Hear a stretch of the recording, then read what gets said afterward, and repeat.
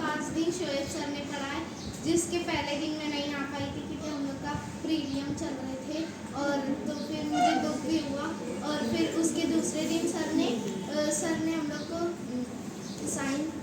Science में वो कार्बनी मुरक्कबात का चैप्टर समझाए, जो मुझे अच्छे से समझा। उसमें कैसे IUPAC नाम लिखते हैं वो बताए हम लोग को। और उसके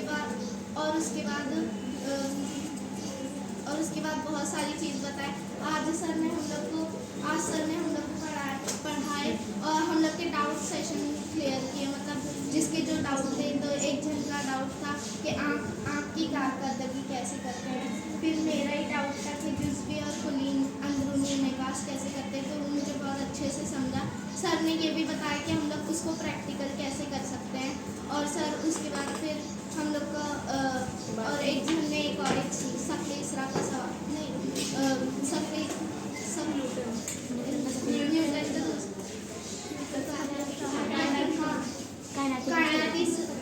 कायनाती मुस्तकिल के बारे में बताया। फिर एक जन ने और पूछा कि दूसरे सबक में उसको डाउट था, तो उसने वो पूछा।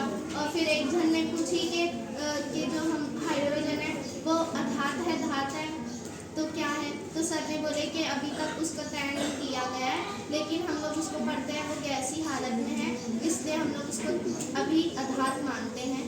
और फिर सर हम लोग को वो इबारती सवालात हल करवा रहे थे।